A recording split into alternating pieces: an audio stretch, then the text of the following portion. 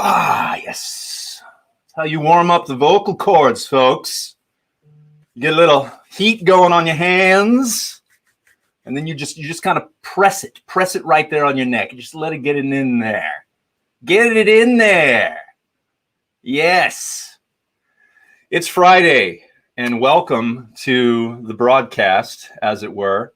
I see that one person is watching right now. I'm very excited for that one person. You got here early, and you got here early enough to get the prize that I'm giving away today. That prize is, I love you. Yes. So on today's show, we have one of my oldest friends, although I say that, and I've probably talked to him like once in the last 10 years. But that's okay. It's okay. Some friends you just know that when you see them again, it will just be amazing. And I know that seeing this person again is going to be amazing. This is Mr. Chris Edgerly. He is a voiceover actor out there in the left coast, doing much voiceover work, predominantly focusing on the video game industry. So I really wanted to talk to him today because I'm very curious as to how you get into that, you know? And I know there's some people out there who are watching who aren't able to perform and are also interested in how to get into that. And maybe he'll share that with you. I don't know. He may be holding it close to the chest as well, because we all fear competition, don't we? He's nodding his head. I can tell. Actually, he's just looking at his phone. He's just reading his tweets right now.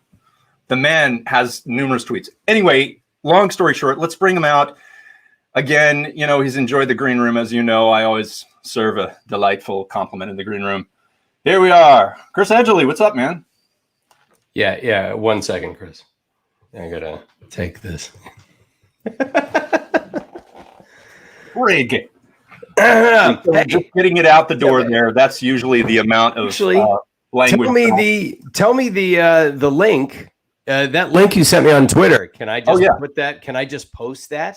Yes, absolutely. On my stream. Okay. So not the one on Twitter. Let me share that with you real quick here. Message me that, and I will put it up on my Twitter feed right now. Okay. And we'll see if some of my followers can come over and watch. Oh, what an amazing thing to happen. To have viewers. Yes. Yeah. Viewership is what we're all about, isn't it? Well, that's the name of the game, isn't it? Yeah. I'm going to look at the comments right now, see if nobody's saying anything, but that's okay. You know, life is... Oh, live comments? Yeah. Oh, and there's the echo that everybody loves when somebody starts showing their feed while they're on their feed or stream or whatever you want to call it. And twits. Where is my twits today? Well, Donna Spigner-Kennard is up and is asking, why is David Fisherman's name up instead of C. Bass? Hey, Donna, why don't you just worry about you, Donna? Huh? Donna, my mom. How you doing, Mom? She's always unlikely. That's a likely story. Donna Spigner-Kennard. All right. And I love the way you're pronouncing that right now, because it's actually Donna Spigner-Kennard. Kennard? Yes. I'm going to go with Spigner-Kennard on this one. Okay, I think she's fine with that. No, right, Spigner-Kennard. All right. Spigner-Kennard. All right. Yes. Is she going to say anything? I don't know if she's going to say anything. She might be. I don't know. She might be furiously typing right now. Let's, you know what? I'll pull that up just so. Oh, no, she's not mad at all. My mom. Mad? All right. That's good. She's a sweet lady. So you're out there on the left coast. I am. Amazing. And how is it out there right now as far as this whole, whatever we want to call this thing that we have going on? This Michigas we have? Yes. Well, I mean, obviously the weather is almost always really lovely. And so we miss being able to just go out without masks and things like that, because we're responsible. And when I say we, I don't mean the people around me as much as I mean my wife and my kids and myself. Got it. Because this is a fairly progressive area here, and you would think people would be, a bit more conscientious, and to a degree, many of them are. Yeah. But then I go out and I'm running errands and I'm wearing my mask and I see people without masks on. And I'm just thinking, you're not special. I don't care how much health food you eat. I don't care how much you exercise. It's not like you can't get it and give it to somebody else. Okay. Right. And you could be an otherwise healthy person and get it and have a problem. So we're not immune to idiots out here either. So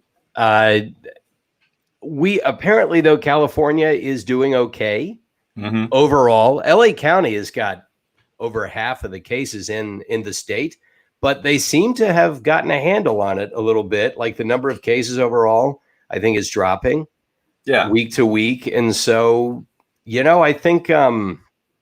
I think we're going to be okay until everyone realizes, hey, we can just go out and do whatever we want now. And then cases will spike again. Right. Right. Yeah. I think we've got that on the plate, but for now, I'm hopeful. Yeah, that's good. That's good. Yeah. I think I'm hopeful too. We're very low here. And the people are generally thinking straight. I do see a lot of people going out without masks, but of course we're not required to wear masks here. Okay. The mayor has talked about us putting them on, but to put that in perspective, we probably have a little over 400 confirmed cases in Chatham County. Okay. So in the state of Georgia, that's pretty low. Yeah.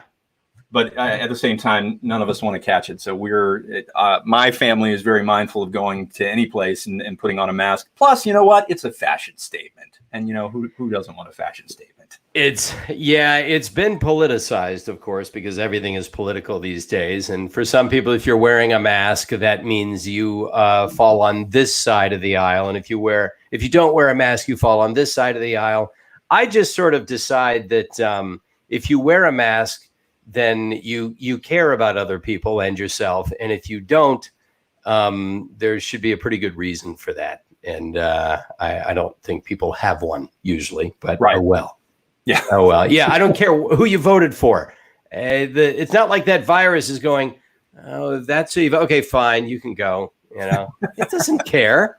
No, it doesn't care. Science doesn't care what you think. It's just science. It just works. Yeah.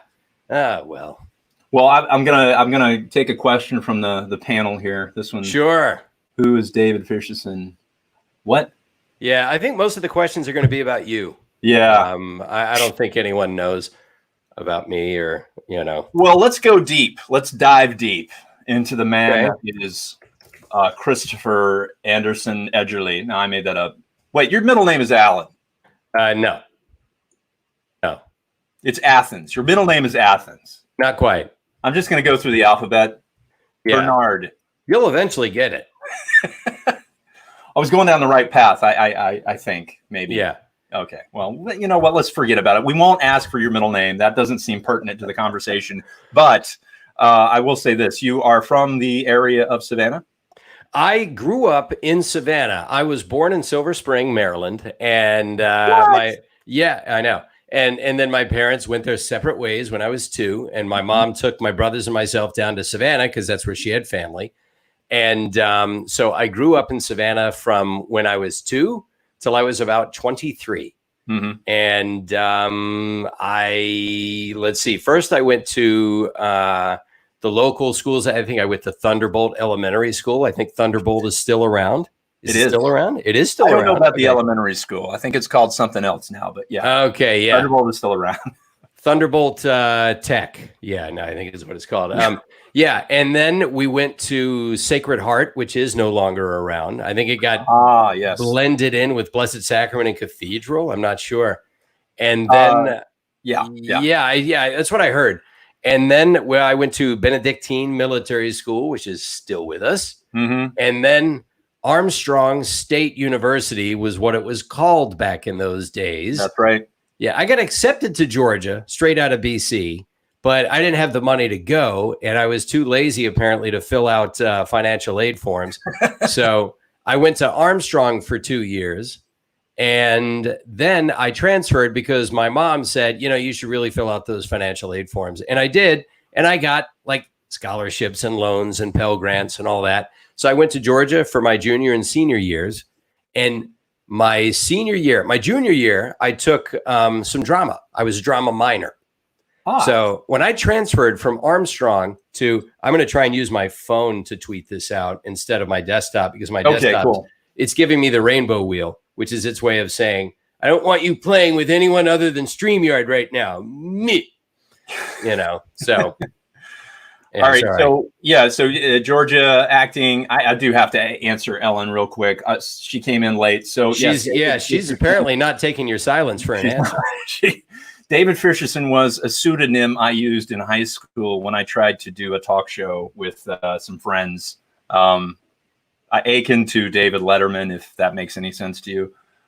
He was one of my heroes back then. Still is one of mine. Yes.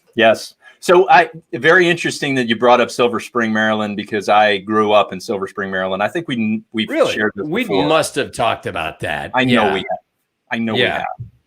Until I was 10, and then we moved to South Carolina, closer to Savannah. And of course, I came to college here in Savannah, met you at the Mill Bakery, Eatery, and Brewery. Hey now. This is Bob at the Mill. Come on by for some. I want to invite you over for dinner. Yeah, that was over 30 years ago, and I can still remember his commercials. Yes. And the jingle, all of that. Yeah, I know. Earworms. They were earworms. Yeah. What was your favorite food at the Mill? Let's see. The sandwiches are pretty good on the croissant bread. The personal pan pizzas were pretty good, unless I made them. And the chocolate croissant was my go-to. Chocolate chip croissant. I would sit, and I still have. I would sit at one of the tables near the entrance, because they had decorated the place with these old books that were just there for show. And I found one of them was a Reader's Digest condensed versions of books. And I found one that I really liked because it had a story in it called The Crossing by Howard Fast, which is about Washington crossing the Delaware. And I'm a huge history buff. So I would take that down and I would read it after my shift. And I said, do you guys mind if I take this book home and read it? And they said, we don't care. It's decoration. So I just kept it. Wow. So, and I still have it. I still have it in my house. So that book has traveled with me. Wow. So I remember that whole bookcase of all those old books too. I don't think I ever ventured over there because I hate books. Let me just put that out there. Not a reader. Okay. No. Not everyone processes the information that way. That's true. No. Yeah. I'm just a stream of consciousness is how I process information. There you go. I have no idea what we were just talking about. What was it? Yeah. Oh, I have to say this. From Len James, tell Speedy I said hi. Len James, that's going back to my elementary school years right there. Yeah. I had a nickname in grade school, Speedy Gonzalez, because I was fast for my size, but I was tiny. And we were doing basketball tryouts, and I was sprinting down the court, and one of the older kids went, "Oh, Speedy Gonzalez," and everybody laughed, and that was my nickname. So yeah, Speedy. I haven't heard that in years. Did you have a lot of nicknames as a kid? No, I mean, I was a redhead, and you obviously get a lot of that. You hear the Howdy Doody, Woody Woodpecker, and then I was Speedy. I was skinny as a rail, so I'm sure I would get every nickname possible attributable to being thin. I had them all. Yeah, I guess. And then after a while, after you begin to grow out of the nickname, unless you sort of personally adopt it, everybody just starts calling you by your name. This is somewhere I'm thinking outside of college. And I remember playing softball with some guys here out in LA. And one of the guys just called me Edge. I never asked him to. It's just, hey, Edge. And I thought, hey, yeah, I could work with that. That's a cool name. So, yeah. And, last name Edgerly. It's not like it was the first time I had ever heard it. But he never asked it. What do you go by? He was just, no, I am officially just going to be calling you Edge from now on. Don't have time for that Chris nonsense. So, yeah, I don't have time for that Chris nonsense either. Just call me David Fisherson because it's much more succinct. You got it, Fish. So I've got Get Gumped. One of our regular viewers wants to know, do you run fast like the wind blows too? There was a time, Get Gumped. I'm 50 now. So I'm fast for 50. That's my new nickname, Fast for 50. I love that nickname. That's great. Yeah. Mills Bill says hi. Do you know Mills Bills? No, I don't know if I do. No. These are like Facebook handles too. So I don't know if I haven't been on Facebook in 4 years. So well, good for you. I should stay off too. I hate it. Ain't Facebook, nothing good. I hate you. Hey, folks on Facebook, ain't nothing good happening there. Just no. Just go. Just go. If you want to see pictures of your grandkids, just have them text you. Just do that. That's what I tell my mom. I said, Mom, don't get on Facebook. Don't. Mom, are you listening? Don't get your news from there. Don't talk to your friends there. They're not the same people on Facebook. Talk to them on the phone. You know the phone, and you can FaceTime people. Don't go to Facebook. I know, and this is one of your platforms. I'm sorry. Yeah, no, and it's okay because my mom is constantly on Facebook, but she's. I love my mom. I love my mom so much. I don't care what you read about hydrochloroquine on Facebook. It's not good for you to take it right now. I know. If you have lupus or malaria, yeah, I'm sure it's okay. But otherwise, don't take it. Don't do it. Don't take it. It's not or bleach. Idea. Solid bleach is actually okay. I hear. Solid. Yeah. Like the tablet form you get from the pools, you can just take a bite out of that and just yeah. I hear that's good. So let's talk a little bit about A to B. You started out in college and you started like doing these acting courses, and I know that you played around with stand up at that time too. When did you first start doing stand up? Let's see. The first time, by the way, I got a couple of my Twitch viewers here, I think. Omega Mario. Nice. What's up, Omega Mario? We'll see you later today. Dude. All right, there. Yeah, see, now he's up on your screen. Yeah. Yes. All right. So, yeah, let me know if the viewership changes, and, I will. It'd be nice. We're at 6 right now. So 6. Well, you're welcome, America. I started stand-up in college in 1990, October of 1990, and that was my junior year. And a buddy of mine, I was sharing an apartment with off campus. He said, hey, some friends of mine in the journalism club, because I was a journalism major, said, are having a meeting tonight, and they do stand-up. You should go down there and meet with them. They're funny guys. You're a funny guy. You're always making us laugh with those voices you do. So I went down there, and they said, yeah. And they were throwing around ideas, and they said, we're doing a show tomorrow night. If you want to, you can come up too and do a set. I said, sure. And I ran home and wrote down, some ideas I had. It was kind of based on something I did for a drama monologue, like earlier that year, I think, where you do some kind of performance, and I just made mine impressions and things. So I tried it that next night. It went well. I would do it regularly in college. And then when I got out of college, I went back to Savannah to save money and found the Comedy House Comedy Club over on, I believe it was on Duren or was it on, I can't remember the streets anymore. Eisenhower. That's right. I was gonna give you a clue. Yeah. Eisenhower. Okay. So it was, it was on Eisenhower, and I would go every Tuesday for open mic. And they eventually started letting me MC occasionally. Then I got a road gig, and then I got some more road gigs, and then I moved to Orlando. I originally wanted to go straight from Savannah to LA, which would have been an absolutely horrible decision.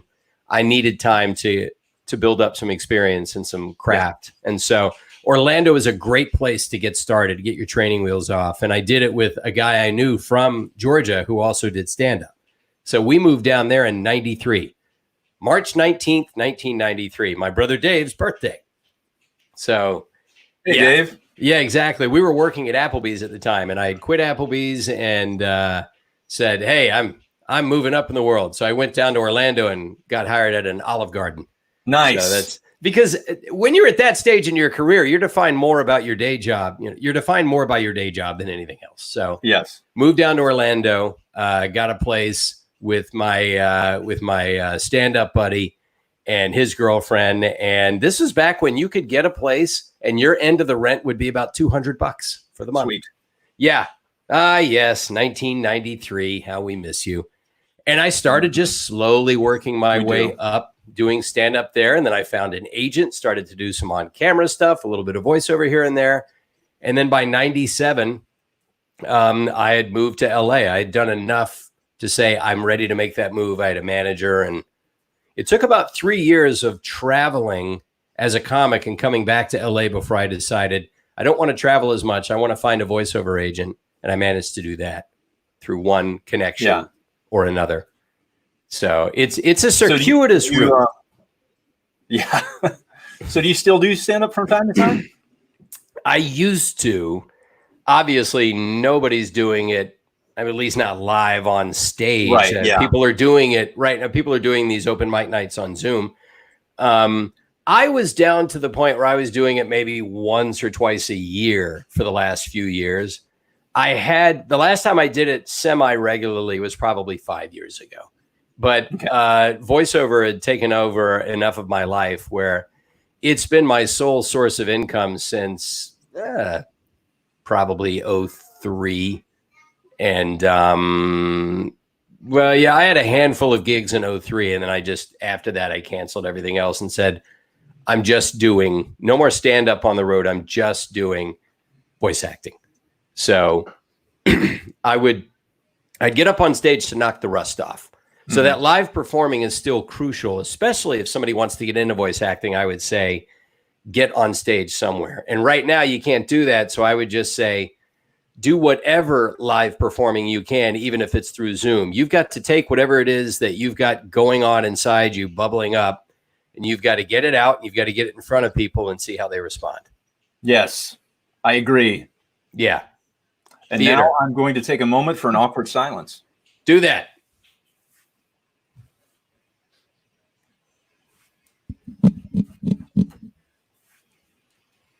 And we're back. That was nice. Is this where you put the commercials? Yeah. Where you do that? Right. We fill that in with whoever wants to buy a commercial from me, which is zero. And now a word from Ovaltine. Yeah. Yes. Chocolatey Ovaltine. Ovally Ovaltine. So that is a circuitous. Yeah, it's one of those words. Yes. Yeah. And voiceover it's such an interesting industry right now in the fact that there is so much of it going on. I mean, we've always been around. We've always been in the ether. I always tell people if they ask, what have you done? I'll list a few credits, but what I'll end up saying is, look, you've heard my voice. You just didn't know it. Yeah. Sometimes it's a commercial. I've done probably 200-300 radio and TV spots in my career. I've done over 100 video games. I've done a couple of 100 episodes of The Simpsons where my voice is lurking in the background somewhere, some ancillary character.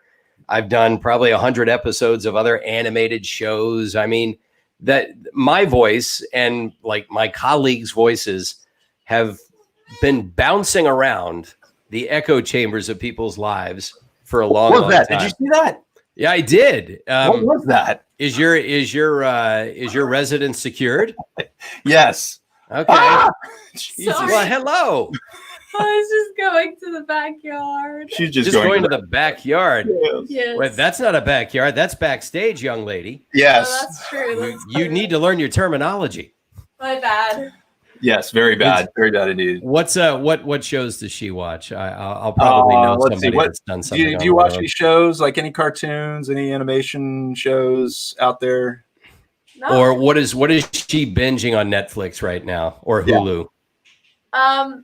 I think the last show I binge watched was New Girl. Oh, were you on New Girl? No, wasn't on New Girl. I've done voices for a couple of it. What's that? I didn't mean that you were on it. I was just saying that. Well, tell her I'm deeply offended and insulted. Yeah, I don't know how I'm going to recover. She's all right. She's gonna go check the pool. We're filling a pool today. That's our big nice. thing. Nice. Yeah. Do you have one of those fancy schmancy in-ground pools? No. Okay. We have a fancy schmancy above ground pool that is it's got that big ring around it. It's about 15 feet wide and 4 feet. That's not bad. That's not bad. Yeah, we're gonna have fun. You can raise a ruckus in that pool. We will. Yeah, I'll take that. That's we have a balcony. Okay, so we're in a condo. Yeah, I mean it's a lovely condo, but you have a yard and an above ground pool. You are head and shoulders above us, my friend. Yeah, I know. We try. I'm still at home though. I haven't gone back to work yet. I should say that I actually work with Len James. I see him all the time. So okay, he texted me. He's not watching because he's actually working. Why would he? I don't know. Okay, whatever game I play, chances are it's Chris or any of the Apex Legends cast. Apparently, the Apex Legends cast gets around. We do. I mean, at this point, there are 11 or 12 of us, I think. They keep expanding the cast, and we've done a lot of games between us and a lot of other stuff. So, yeah, it's a big cast, and it's full of very experienced people. So if you've played a video game or two recently, chances are one of us is in it. Yeah, just so going by the odds. Yeah, Mom, if you've any of those video games you've been playing lately, you've probably heard Chris's voice, and I know you play a lot of them, so yeah, don't even try to say you don't. I hear about you rage quitting on Facebook all the time. So that's my mom. Don't deny it. Don't deny it. Rage quitter. Yeah. Gosh, I lost my train of thought. Do you have one? I missed my connection back in Schenectady, so it's off somewhere. It's on the Chicago route, and here I am here. So yeah. I got it. I got a lot. I think it's my daughter's fault for her poking her head in here. This is actually exactly the way I pictured most of this going anyway, so it's fine. So let me say this. So we've covered almost nothing. That's what I want to say, is that we've learned almost nothing about each other. Is what I'm really trying to get across. It's true.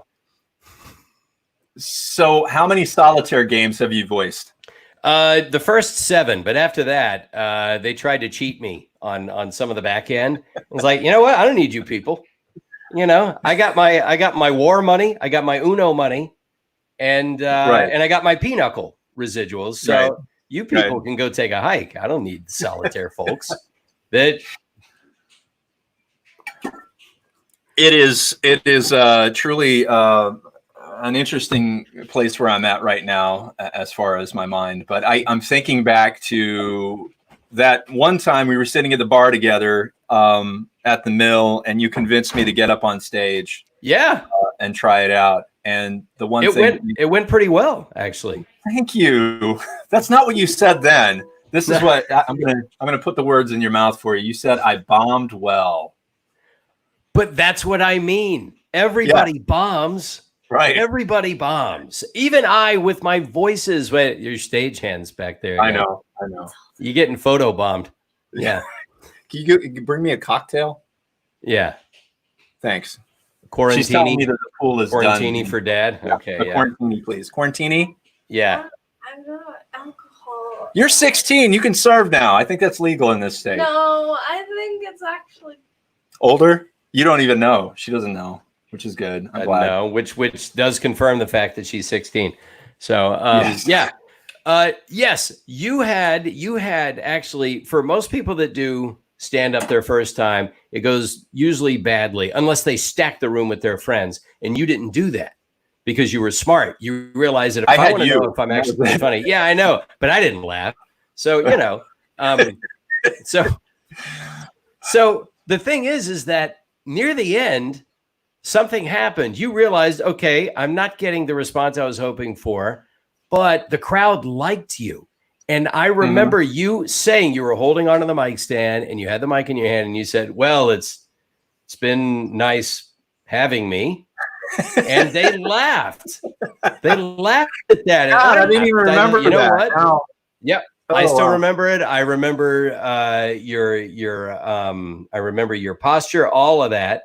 And I said, you know what? He's got the presence of mind to make light of this. He's not flop sweating or any of that. He's simply just being very wry about the fact that, yeah, I had some material and it's not really working the way I thought it would, but that you understood the most important element. And that is they liked you. They were with you. They were willing to sit there and let you do whatever it is you were going to do. And I am 100% convinced that you could have kept doing it and you would have found your crowd. You would have found all of that. Whereas I see other people and I think, okay, you know, we're there. And look, the first time I did it, I did really well, but I had voices And people just respond to those. It didn't matter if your material's any good. If you're doing the voice and they think it's funny or it's fun, they're going to laugh. But then I would start to expose myself by good. That's excellent. Yes. And that's when the laughs really started rolling in. But I would start to expose my lack of writing when I would veer away from voices. If I had a bit that didn't really have good craft behind it, they wouldn't laugh. And I'd think, oh, okay, well, back to the funny voices. So I learned that you need to have both. You can't just get up there and just trot out voices and expect laughs. I mean, they'll give them to you, but they're not going to remember you. So I remember you left a good impression on me. Oh, good. I'm glad I did. I was worried all these years. Yeah. Specifically. Yeah. About my impression on him. Yeah. Yeah. There you go. Put that to bed. Yes. Right to bed. So oh gosh. What has been your most favorite occurring character that you've done? I would say there's I finally got to have sort of a recurring character on The Simpsons. He's been in, I think, 2 or 3 episodes, called The Detonator. And he's a guy that just does video game walkthroughs. He just plays the game and he does YouTube. Yeah, so I'm going through level 5 here. Yeah, I know. Well, I actually don't play games much. I do for my stream, but otherwise I don't have time. But, he's just this really chill guy and nothing ever kind of phases him. And it was just nice to have a character they brought back. But the one that I enjoyed doing that is non-Simpsons was for a Cartoon Network show on Adult Swim back in the early mid-aughts, called Harvey Birdman, Attorney at Law. Oh, I loved Harvey Birdman. Yeah, well, I was Peter Potamus on that. So I loved doing Peter Potamus. And a couple of years ago, they brought it back and did sort of a Harvey Birdman, Attorney General. And Peter Potamus, I think, was, I think he was president or vice president or something like that. And yeah, so I just love doing the voice, the way they wrote him and the way he got to just not care about nothing. And I always had his catchphrase, "Hey, you get that thing I sent you?" It was just a fun voice. I know where that voice comes from. Yeah. That is very recognizable. Yes. And gosh, what is his name? Oh my gosh, he was in The Music Man. Buddy Hackett? Yes. That is so Buddy Hackett. Yeah, well, oddly enough, I was voice matching what Joe Alasky had done because he originated the Harvey Birdman Peter Potamus version of that character, which actually came from the 60s. And I was sort of voice matching that, and they let me veer away from that and create a new characterization of it. But oddly enough, Joe Alasky may he rest in peace, did a great Buddy Hackett impression. Yeah. And I am also Scuttle for The Little Mermaid now because Buddy Hackett passed away. And I'm Scuttle, and he's sort of in the same neighborhood as Peter Potamus, and his outtakes were a lot filthier because he's based on Buddy Hackett. But he says a lot of nonsensical words to Ariel. And if you go to the rides over at Disneyland and Disney World, well, you're going to hear my voice as, he's Scuttle. So there you go. That's actually, I think I texted you right after I got off the ride. I was like, I think we just heard you. Yeah. So tell your daughter that's where she's heard me, on the ride. Yeah, that's true. The one that haunts her nightmares. Molly! Get in. No, she doesn't care. Yeah, she's off doing. Come and make my friend feel better. Fluff his ego. Oh, I'm sorry. Yeah, please. So many levels. It just. Sorry, folks. This took a turn. I'm gonna have to scrub this video clean before I put it up anywhere. Sorry. What are you binging on anything lately? Man, the last show I watched, beginning to end, all the available episodes, was Afterlife on Netflix, Ricky Gervais's show. That's a wonderful show. It's got a lot of what he likes to put in his shows. It's got a lot of cringe humor where you're going, oh, I can't believe that person is doing and saying that. I'm so uncomfortable, but it's still funny.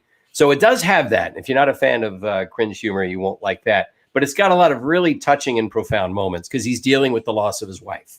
Right. And he's suicidal in the first season. And then he sort of starts to find his way out. But then some of the old demons come knocking again. And it's how a guy tries to find meaning when a significant portion of his life, his raison d'etre, is gone. And I think a person would be well served by watching that right now, because so much of our lives that we're used to having has been removed. And you have to find meaning when perhaps some people got meaning through their job and they can't do it. Yeah. Or they have to telework and it doesn't feel the same. Some people got meaning by how they would go out and be face to face with people, and they can't do it, not responsibly. And it, they're at a loss. So everyone's losing something right now. And there are a lot of ways to deal with that. And I think if you want to watch a show where somebody deals with losing something much, much bigger than that, I think, and Ed will make you laugh. There are some very funny moments in it. It's worth. Yeah. Yeah. All right. Well, watch that Afterlife on Netflix. Yeah. Hey, there's my Netflix money right there. It's coming through the door. Actually, they're bringing it in a suitcase. Oh, yeah. So thank you. As someone who has received residuals from Netflix, don't get your hopes up. They are a huge company, aren't they? Whatever number you're thinking of, subtract 90%, and that's what you're actually going to get. What did you do on Netflix? I done a few things. I did a show based on How to Train Your Dragon, the movies. It was called Dragons Riders of Berk. Yeah. And Dragons Race to the Edge. Yeah. And I was Gobber in that. I was Craig Ferguson's voice match from the movie, so I'm Gobber on the show. And it started on Cartoon Network, prime time, and the residuals were lovely. And then it was a 100-episode order. They did 40, and then they picked up 60 more. And after the first season, they moved over to Netflix, and I saw my residuals go down by 90%. Wow. Because it's a different contract. It's a new media contract on the internet as opposed to on TV. And it's just the contract. So, and I have done some anime that is played on Netflix. I've done Naruto and Baki and Ultraman and things like that. So a lot of anime, and they brought it back as an anime. Yeah. So I loved Ultraman as a kid. I did too. And this is the animated version of something like that, I guess. Yes. It just doesn't, it's not the same. It's not the same, is it? No, you need that guy doing this. Yeah. I remember that. That was his Ray. He shot it doing that.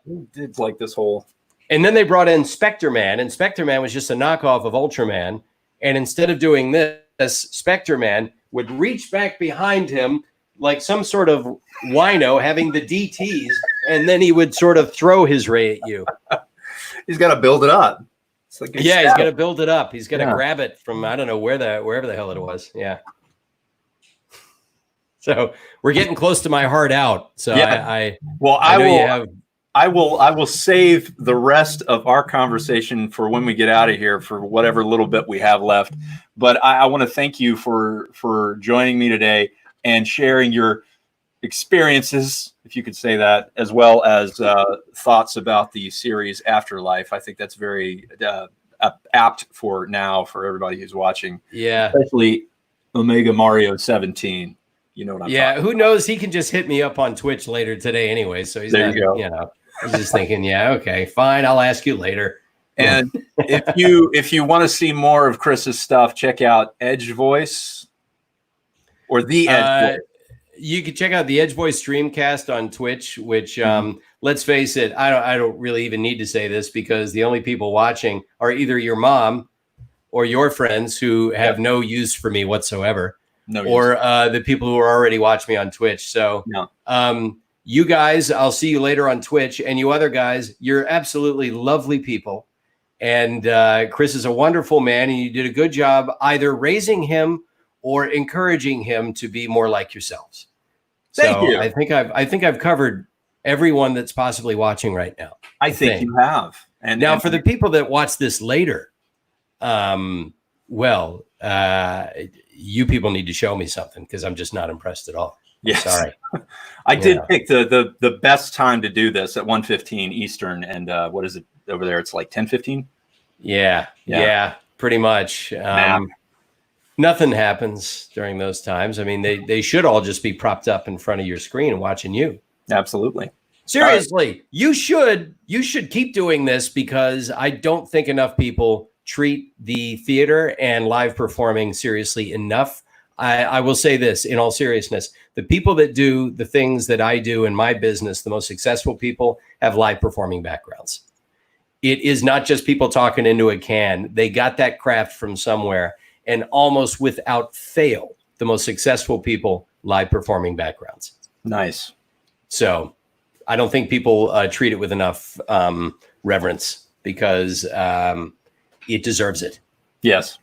There's no other way to hone your crafts than to be in front of an audience, I think. Yeah, absolutely. Absolutely. And I'm sure your Broadway friends that you got that come on later, that get real audiences to show up, they'll tell you.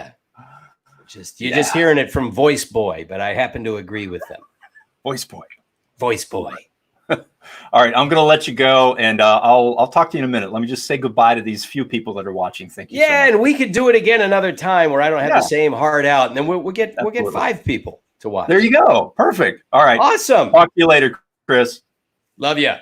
Love you. Thanks, guys, for watching. I'll be back again next week. I'm taking Memorial Day off, folks, so don't try and watch me then. But the rest of the week is all for you, and I hope to see you then. Thanks for watching.